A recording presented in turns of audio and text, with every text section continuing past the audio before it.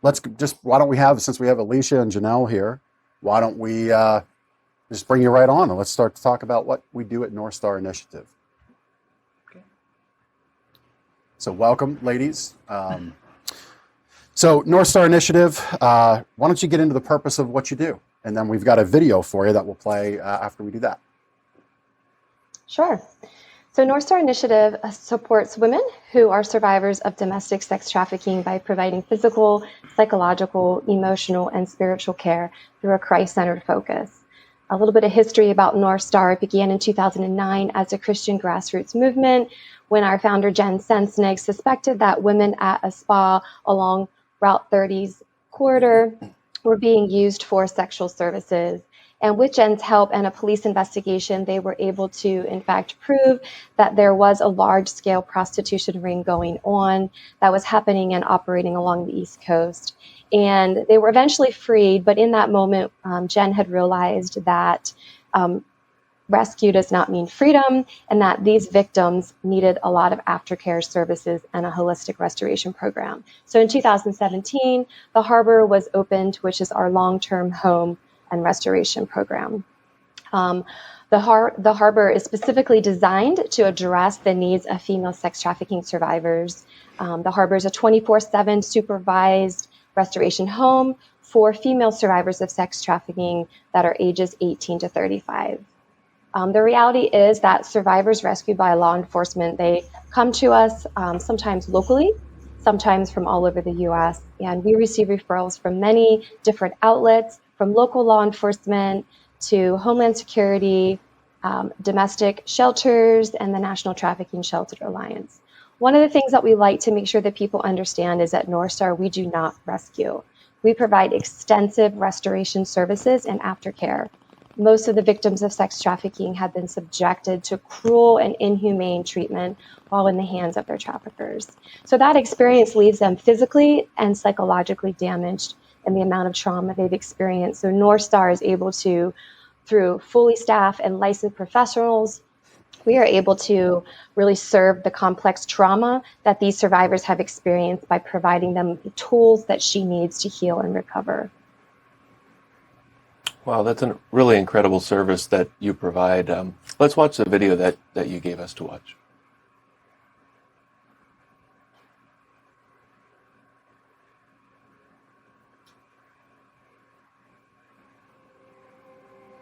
I was 15 when it all happened, when it all got started. I was 14 or so, and I was living with my mom. I was an honor student. This is when my own addiction started. I was so happy before everything had happened, when I had an actual normal life. I didn't have anywhere to sleep, and it was starting to be cold, and so there was my trafficker. He was like, well, you can stay in my car. He just rolled down his window and was like, hey, do you want to make some money? And, I was like, yeah. Money sounded good when you're homeless. Just gave me everything that I wanted. Clothes, drugs. I knew something was wrong, but I didn't really know until we were only getting people under the age of 15 in the car. He told me that he cared, that I was his girlfriend, and I just started noticing little things that started changing. I just felt I couldn't leave. He always had people watching. I felt so stuck. I wasn't allowed to eat because I had to be under 100 pounds. I was supposed to look like a kid. And then if we'd get locked in the box or we would just work a lot. He would always get mad. He tracked where I was and all of that crazy stuff. There was one girl who got out and they found her and they lit her on fire. And I just knew I had to run. I was like, I'm gonna die here. I was at school one day and I decided to go see my guidance counselor. And she said that I needed help. And so I went into detox and got help. Homeland Security was in the hotel room and they had him in handcuffs. I don't have to be scared all the time anymore. Like I have a safe place to live. And like I know I'm gonna eat there. It's just nice like to have a place where I'm welcome. Like everybody has my best interest there. It just feels like home, and I don't think I could have ever explained home before. Really, God and North Star gave me that opportunity to be a daughter again, to be a granddaughter, to be a mother to my children. Being able to actually live a normal life and to go to college for music.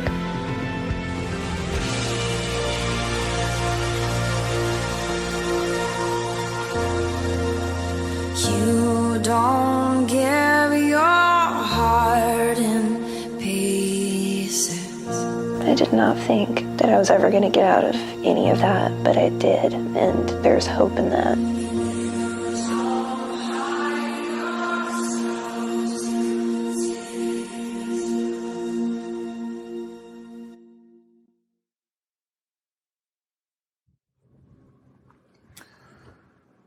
Well, I've seen that video before. It's just as powerful seeing it again multiple times over. I think when I watch that, and then I'll have a question, I'll throw it to Alicia. A couple phrases in that video remind you of how disturbing this problem really is, and the fact that it's happening right here in our town, which some may not think it could happen. You have a high school girl having her guidance counselor come to her saying she needs help. I mean, it blows my mind to think that that can happen. And then you have another one of your ladies that you work with say, I get to be a daughter and granddaughter again. And just having somebody be that far removed from humanity by someone else is so disturbing to me.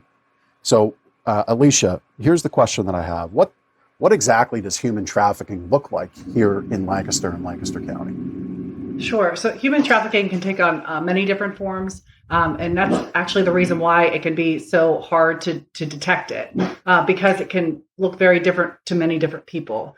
So depending on who is recruiting or who is in charge of luring females or males out of their schools or out of public places, it can look different. So we say for children that are in high school or children that are in grade school, it can look like them coming home with new jewelry, extra money. It can look like them having older friends, especially older female friends. So we find that a lot of the recruiting is actually happening with older females looking like they're friends of your child that are maybe taking them places or maybe pretending like they're doing them good things. And actually, they're actually introducing them to other people that are potentially bad.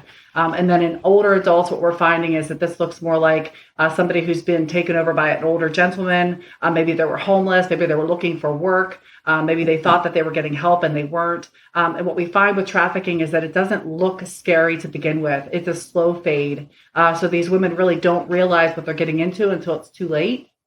And then they really have no recourse to get out. The trafficker makes sure to isolate them to make sure that they're afraid.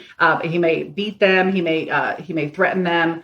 He may have lots of things against them, and he may take their children against them. So we find that single mothers that are looking for help are oftentimes brought into maybe a gentleman's house that he says he's going to help them, and he ends up then trafficking her and then using the kids as leverage. So there's lots of different ways that trafficking can present. And because of that, law enforcement is constantly trying to figure out what is the next way that the trafficker is going to use to exploit somebody for their purpose of gain. So, Alicia, when does North Star become involved?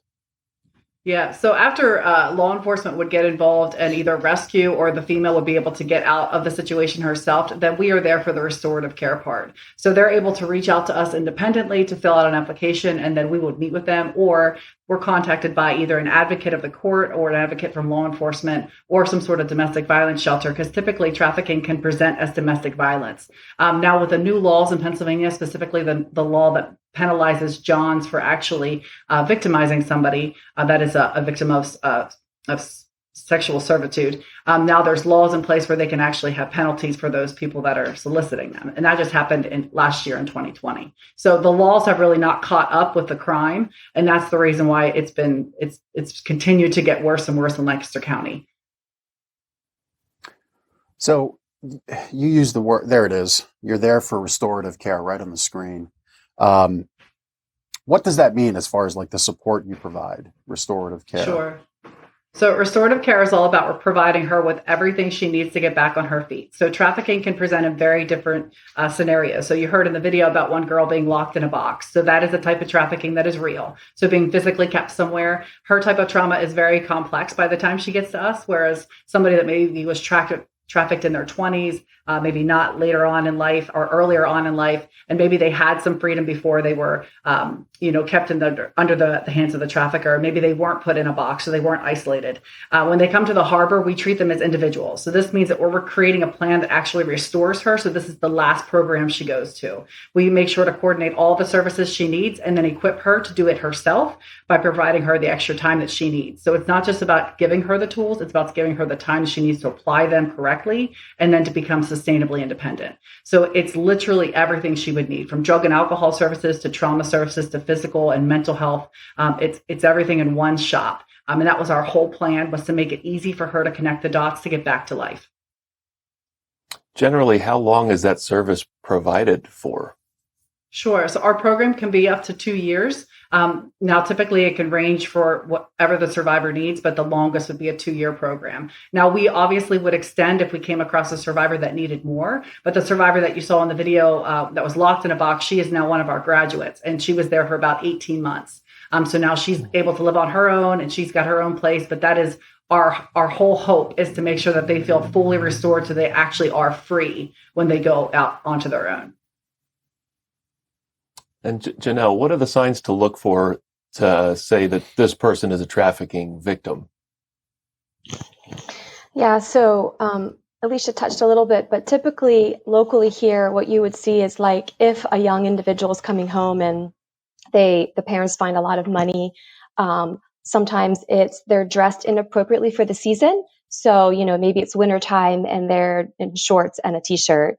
It can look like, any type of like physical abuse, bruises that, typically shouldn't be there. A lot of times with trauma, the trauma is in the head area, and it can be like behind the ears and in the neck, because that's where a lot of times the abuse takes place.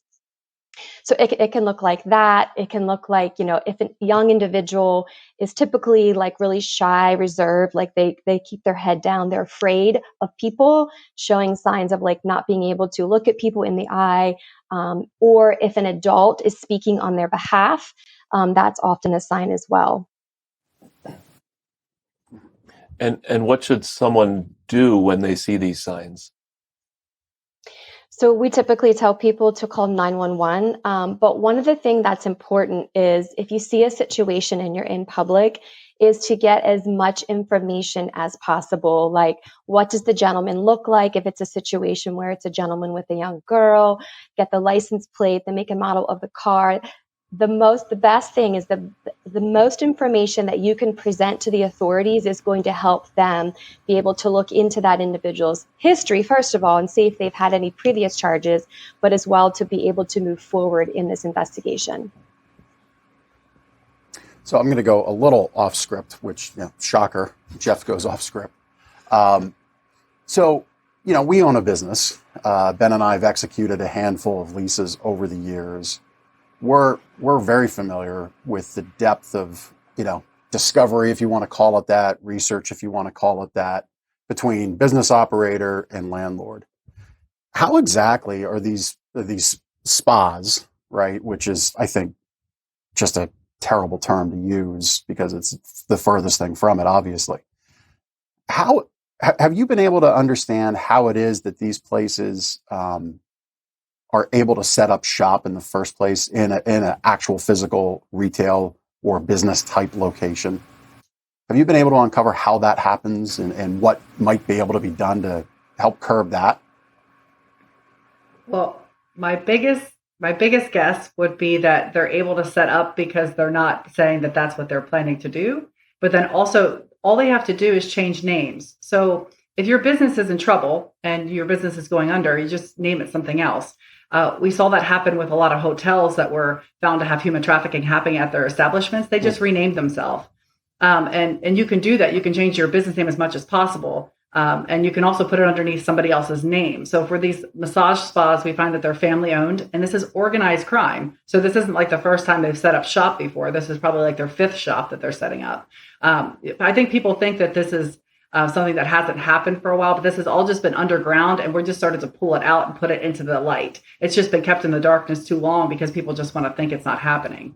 But I think that that's the reason why it goes without saying. But then with the new laws being on the books, even in 2017, with them putting out the laws for proving human trafficking, the fact is that if a landlord takes money knowing that human trafficking is happening there, they're then culpable for the crime of human trafficking. So these new laws should help to curb a lot of this establishments being able to open That's and operate in tremendous. crime. That's true. I mean, yesterday, we're recording this episode on a Monday, and yesterday I was at my campsite driving home, and I know for a fact that there was one of these spas that used to be in a place that I passed on the way home. And, it just made me think, which is what prompted my question, how is it that landlord, allowed that to happen? And I suppose, in fairness, they just may not know. But I think in the information age, I think it's incumbent on especially a landlord to say, are people really looking for 24/7 spa care? Are people really looking for those things? When you see the signs like open 24 hours, I think that those are questions that we as the public can ask. Likewise, I mean, I guess if there's a business adjacent to these places, could the employees in those businesses that are obviously above board, who could they talk to? Could they bring this up to local police of the action they see? What could they look out for?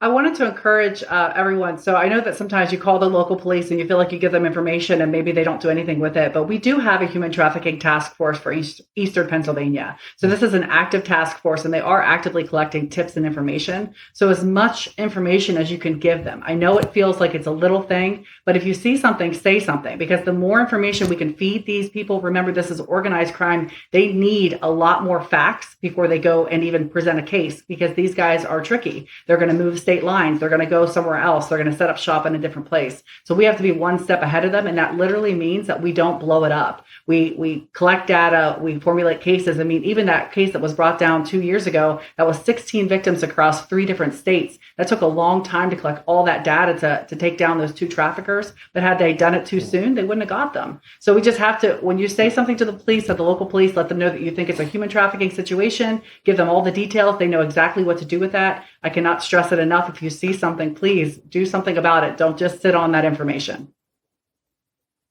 Yeah, that's good information. Janelle, how can our listeners and viewers support the North Star Initiative?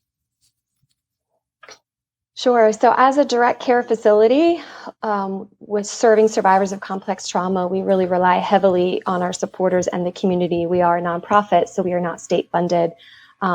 We are also always looking for volunteers to come on site to be able to help with cleaning and transportation, helping with supervision.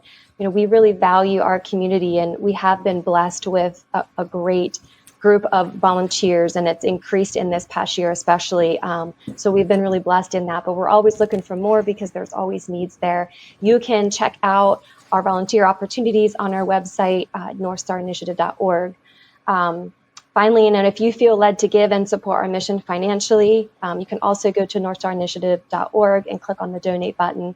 82 cents of every dollar goes directly towards supporting the survivors of sex trafficking.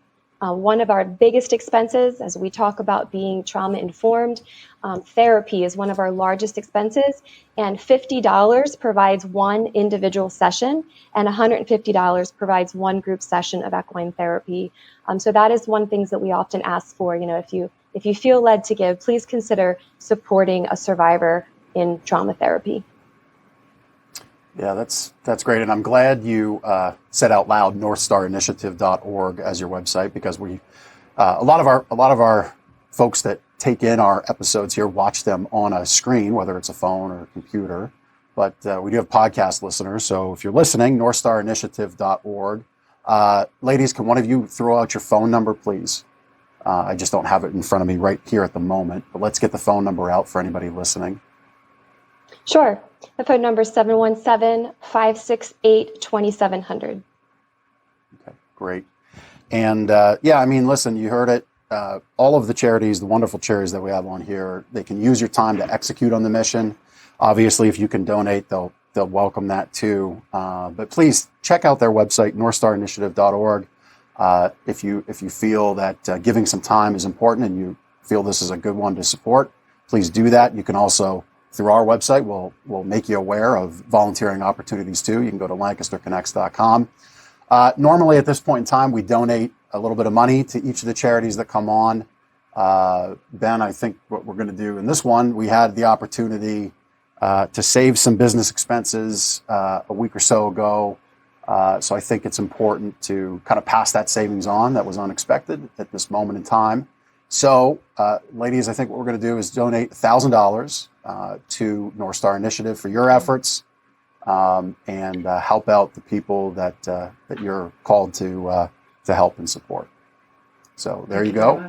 Thank you. We're happy to do that. And I really wish that we wouldn't meet this way, but I'm really happy that you are here because you're doing some amazing work to help out those that are really, really in need of the help right here in our backyard. So there you have it, listeners. If you see something suspicious, please bring it up. Call the local police, bring it to their attention, and know that you raising that, bringing that to everybody's attention is not going to go to waste. All right, you've got two wonderful people right here making sure that we're helping out those most affected. All right, Janelle, Alicia, thank you for joining us, and thank you for all the work that you do. And remember, this show is also available as a podcast. Find the links at lancasterconnects.com. Please like and share this video, leave a comment, and tell a friend about this show.